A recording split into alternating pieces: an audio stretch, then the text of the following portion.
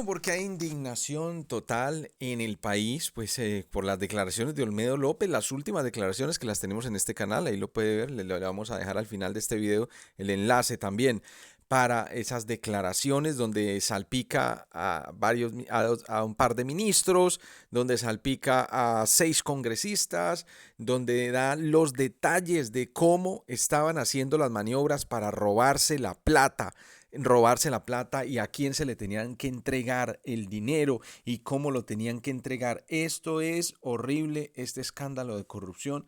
es impresionante desde el gobierno de Gustavo Petro. Aquí tenemos a este hombre de Otra Pregunta Amigo con una opinión también sobre este tema. El gobierno de Petro cogió plata de nuestros impuestos y se la entregó a la guerrilla del ELN.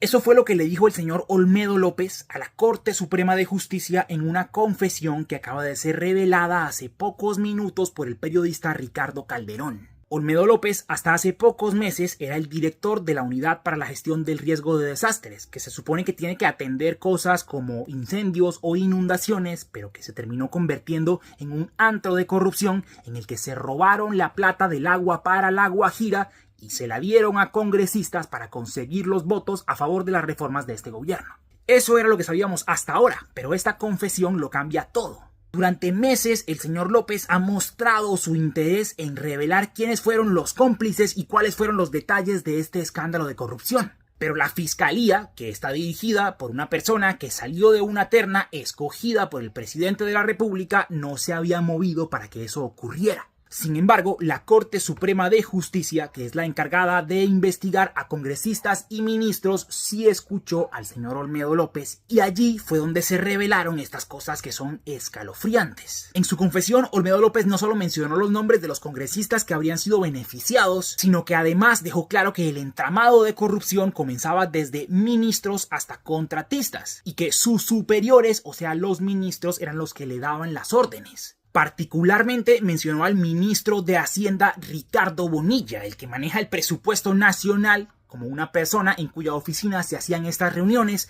que tenía conocimiento de estos actos de corrupción y que era el que decidía cuándo darle más plata a la ONG-RD para que fuera desviada hacia la corrupción. Pero además de todo eso, reveló que esa plata corrupta no solo iba para estos congresistas, sino que también fue para la guerrilla del ELN. Sin decir cuál, aseguró que uno de los ministros, que eran sus superiores, le dio la orden de darle un contrato a personas cercanas al ELN en el departamento del Arauca, con el objetivo, supuestamente, de salvar el proceso de negociación y la paz total que tiene el gobierno con esa guerrilla. Sin embargo, y por más que nos duela tener que darle beneficios a un corrupto, este corrupto no va a soltar las cosas que salpican a otros a cambio de nada. Así que la fiscalía, en cabeza de la señora Luz Adriana Camargo, tiene que ofrecerle rebajas en su pena y empezar a negociar un principio de oportunidad para que el país conozca toda la verdad. Otros dirán que aún si le damos crédito a la palabra de este corrupto, no hay forma de vincular al escándalo de corrupción al señor presidente de la República, y en eso tienen toda la razón. Sin embargo, hay datos de contexto muy importantes que no se pueden pasar por alto.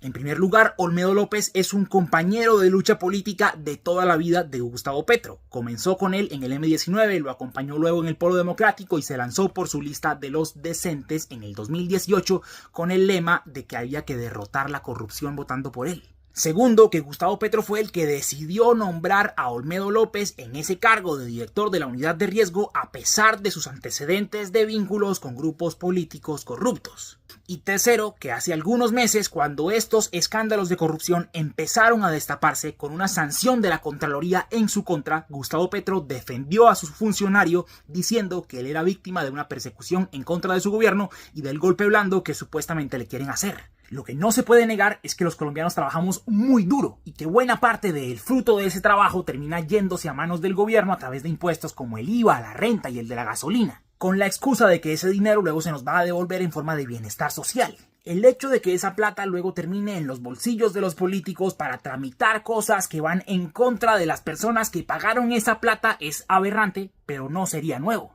Pero el hecho de que termine directamente en manos de grupos terroristas que asesinan, secuestran y extorsionan a la población sería algo inédito y profundamente vergonzoso que le quita toda legitimidad a este gobierno.